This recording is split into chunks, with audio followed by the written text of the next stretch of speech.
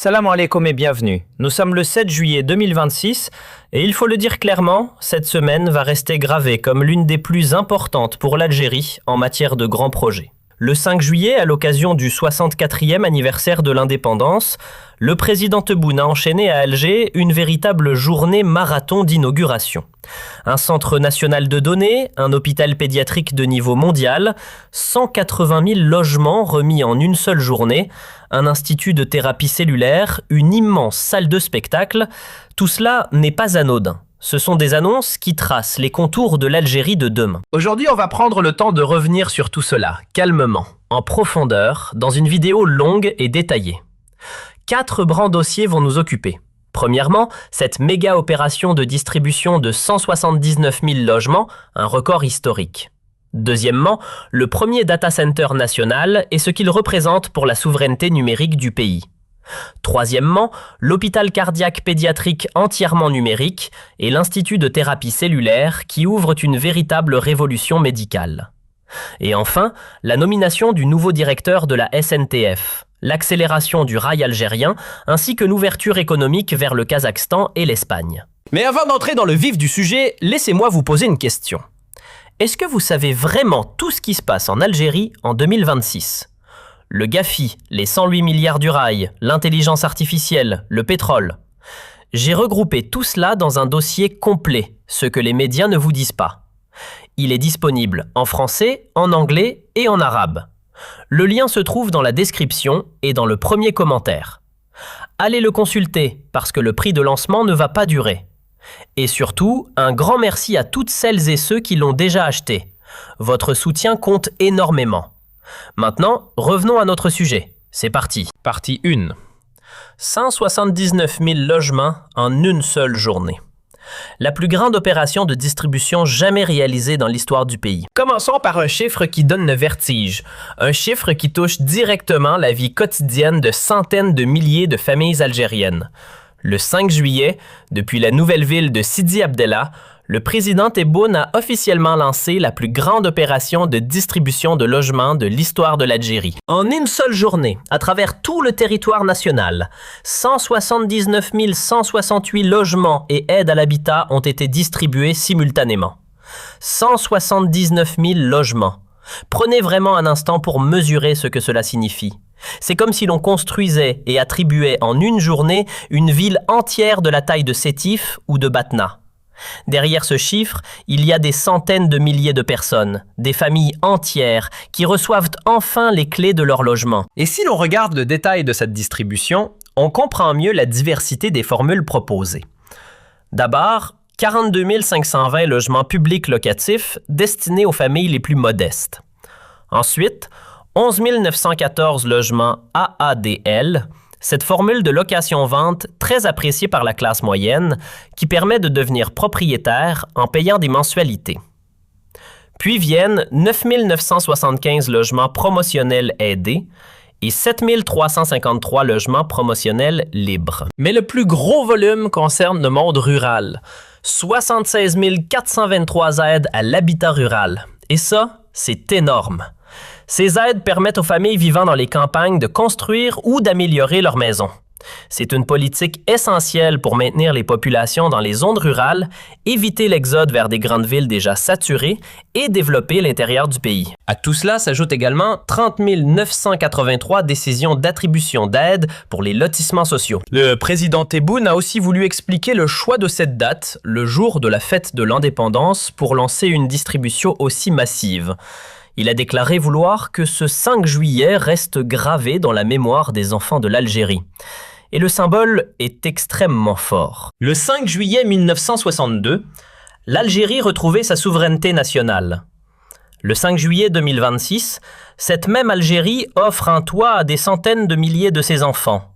Autrement dit, l'indépendance politique d'hier se transforme aujourd'hui en dignité sociale. Dans ce même cadre, le président a également inauguré un nouveau pôle urbain dans la nouvelle ville de Sidi Abdellah à Ramania. Ce pôle porte le nom du défunt moudjahid Ahmed Taleb Ibrahimi. Et là encore, il ne s'agit pas seulement d'un projet immobilier classique.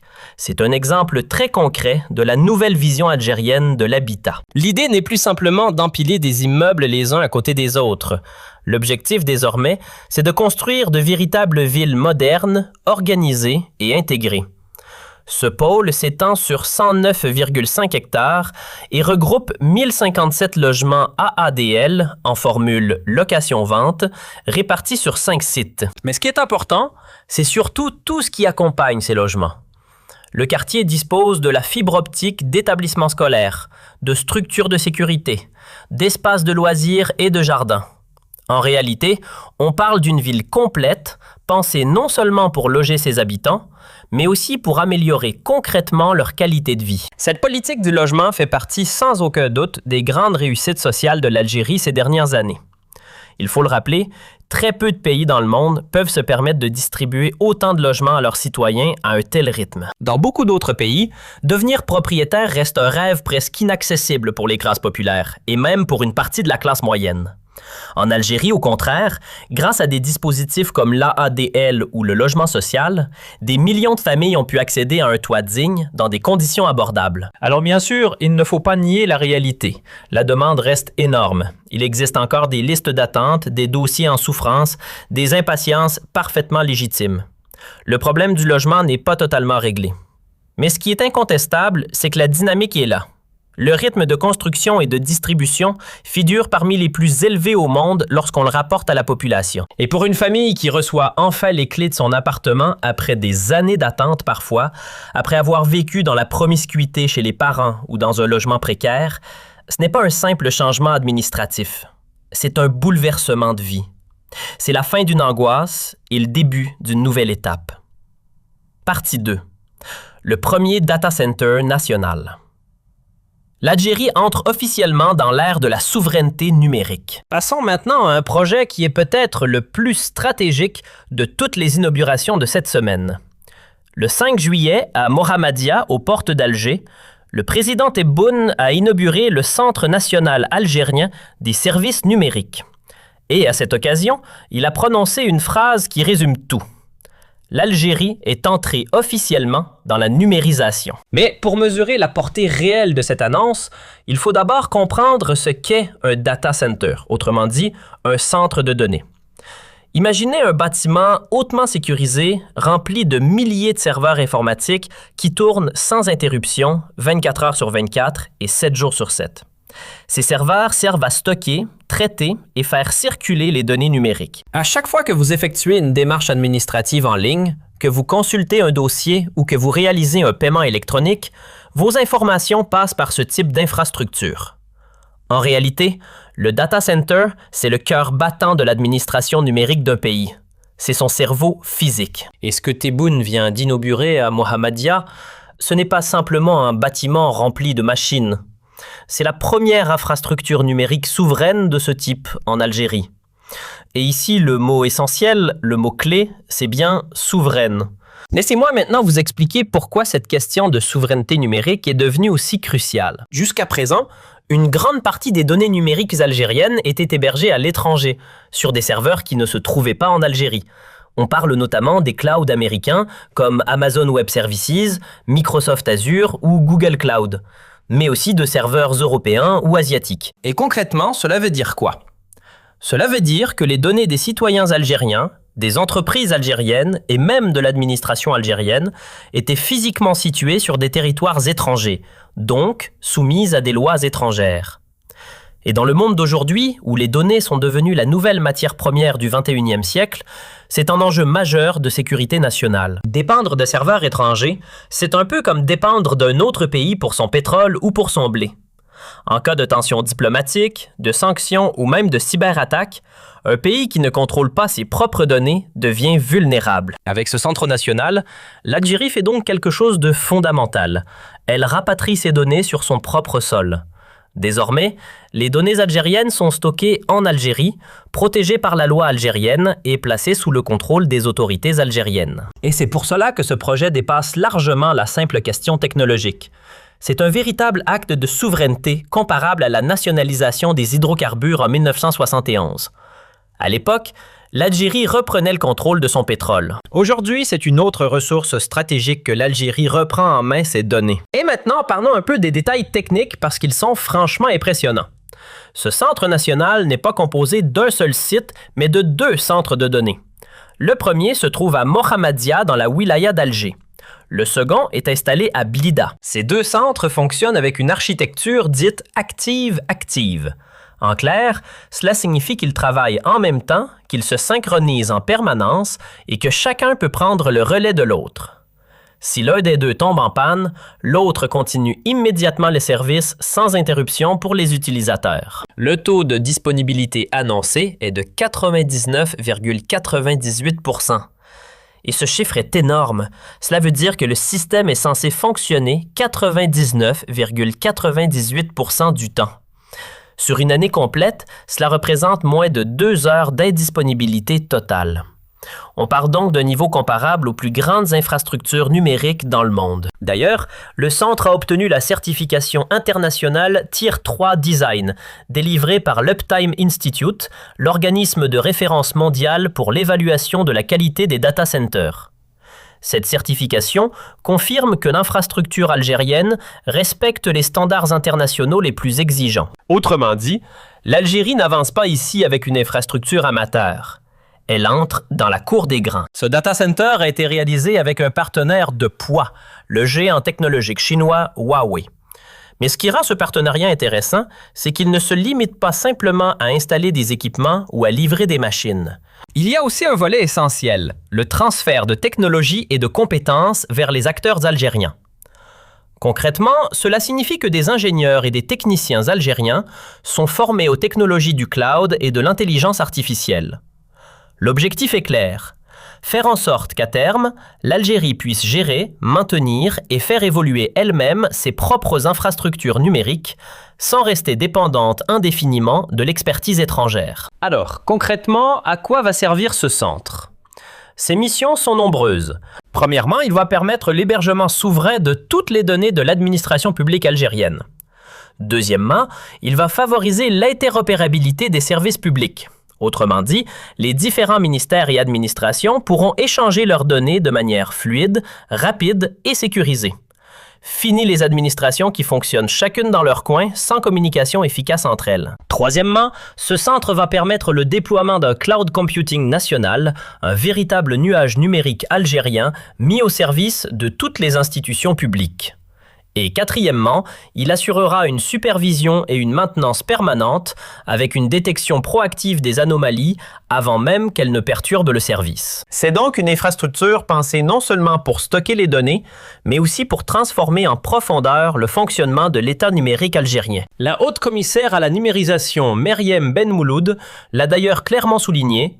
Ce projet va permettre d'héberger et de centraliser les données nationales à l'intérieur du pays et donc de renforcer directement la souveraineté numérique de l'Algérie. Mais il faut bien comprendre une chose, ce data center ne tombe pas du ciel et il ne s'agit pas d'un projet isolé. Il s'inscrit dans un écosystème numérique algérien beaucoup plus large qui se construit étape par étape. En février 2023, le data center de Constantine avait déjà été inauguré, exploité par Algérie Télécom. En mars 2025, un autre data center entièrement dédié à l'intelligence artificielle avait été mis en service à Oran. Et aujourd'hui, avec le Centre national de Mohammadia et de Blida, l'Algérie vient compléter et couronner tout cet ensemble. À cela, il faut ajouter d'autres éléments stratégiques. Le déploiement de la 5G depuis décembre 2025, le câble sous-marin Medusa attendu pour la fin de l'année 2026, ainsi que la stratégie nationale d'intelligence artificielle. Toutes ces briques mises bout à bout forment désormais un édifice cohérent. Le président Tebboune l'a résumé avec une formule simple mais très forte. Il n'y a pas de développement ni de croissance économique sans numérisation. Et il a ajouté que cette numérisation doit aussi faciliter la vie des citoyens en permettant la dématérialisation des formalités administratives et en transformant la relation entre le citoyen et l'administration. Mais concrètement, pour vous, qu'est-ce que tout cela va changer? À terme, ce centre doit permettre la numérisation complète de 40 services publics accessibles aux citoyens grâce à une identité numérique dédiée.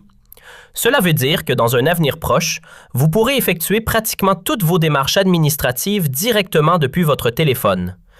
État civil, impôts, sécurité sociale, permis, cartes diverses. Plus besoin de faire la queue pendant des heures. Plus besoin de se déplacer inutilement.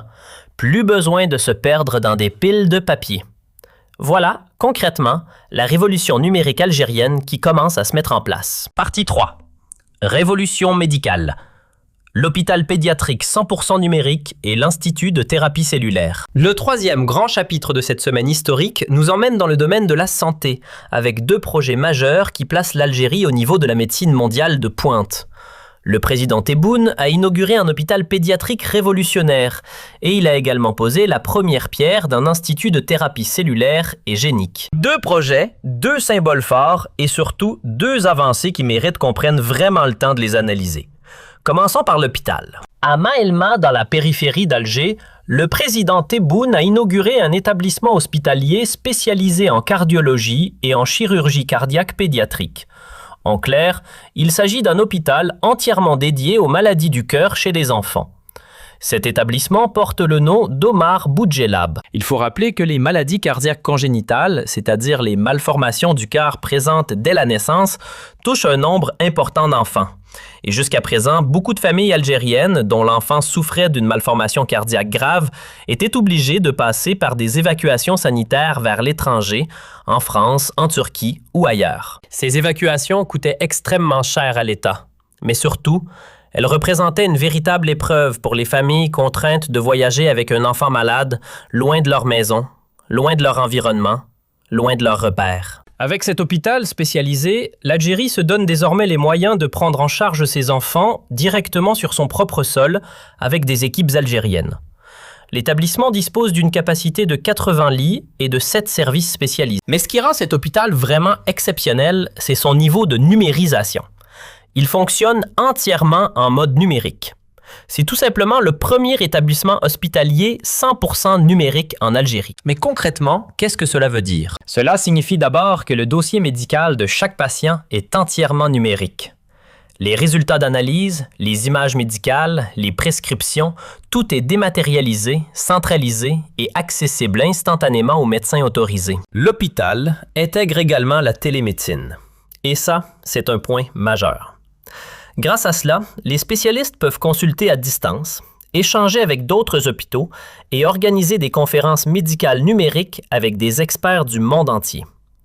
Autrement dit, un enfant hospitalisé à Maelma peut bénéficier de l'avis des meilleurs cardiologues pédiatriques de la planète sans même quitter Alger. Mais cet hôpital ne se limite pas aux soins.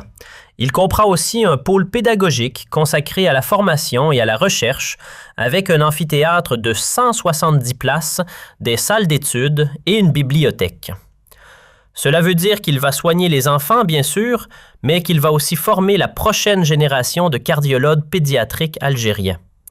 C'est donc un investissement direct dans l'avenir de la médecine nationale. Passons maintenant au deuxième grand projet médical, encore plus futuriste, situé à Ramania. Toujours dans la nouvelle ville de Sidi Abdellah, le président Tebboune a posé la première pierre de l'Institut algérien de thérapie cellulaire et génique.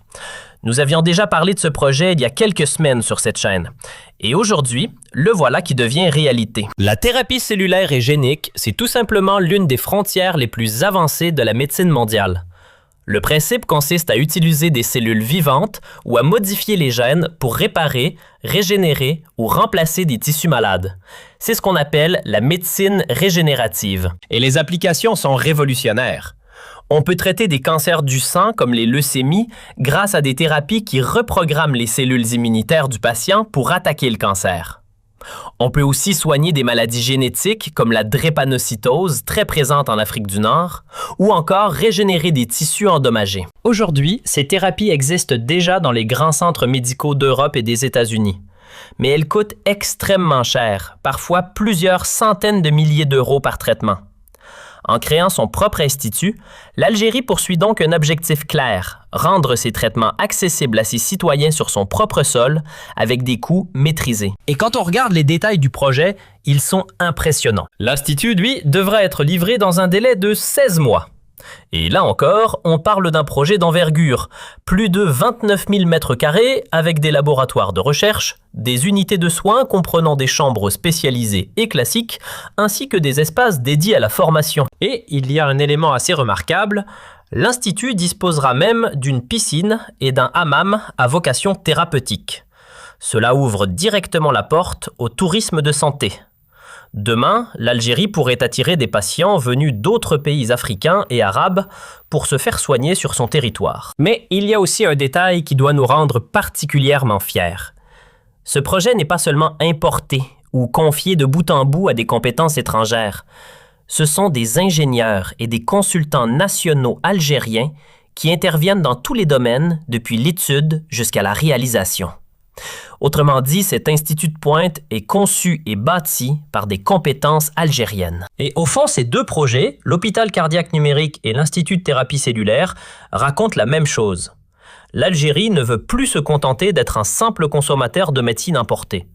Elle veut devenir un véritable acteur de la médecine de pointe. Un pays capable de soigner ses propres citoyens avec les technologies les plus avancées. Un pays capable demain d'attirer aussi des patients étrangers. C'est une ambition de souveraineté médicale dans la continuité logique de la souveraineté numérique et de la souveraineté énergétique. Partie 4. SNTF, Kazakhstan et Espagne.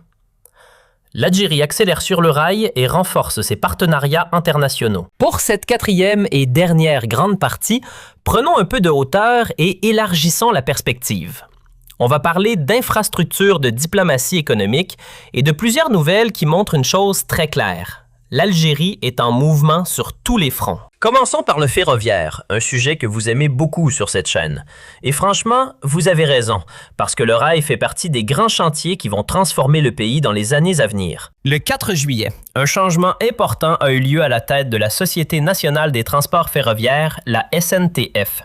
Monsieur Ali Kessassi a été installé comme nouveau directeur général de l'entreprise. Et ce changement de direction n'est pas du tout anodin. Il arrive à un moment absolument crucial pour le rail algérien. Rappelez-vous, on en a déjà parlé longuement, l'Algérie a lancé un programme titanesque pour doubler son réseau ferroviaire.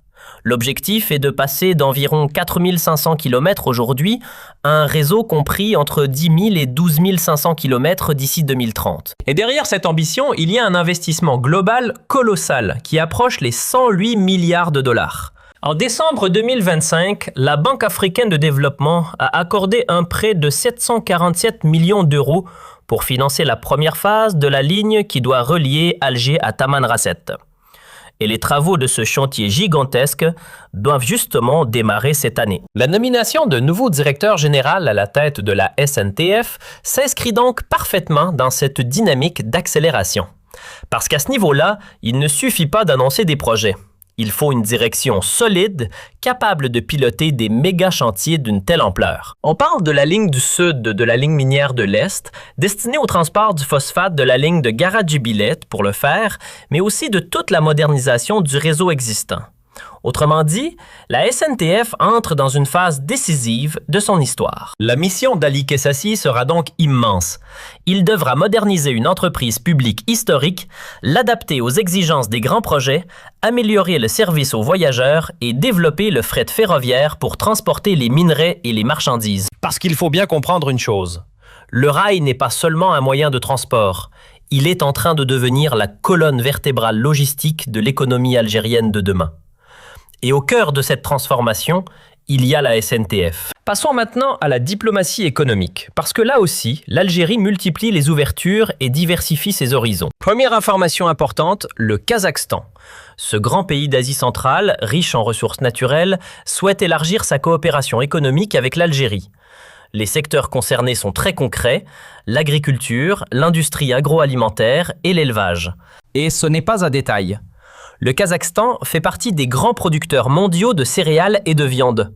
Une coopération dans ces domaines pourrait donc aider l'Algérie à renforcer sa sécurité alimentaire, qui est aujourd'hui un objectif stratégique majeur. Cette ouverture vers le Kazakhstan montre aussi très bien la logique de la diplomatie algérienne actuelle, le multi-alignement.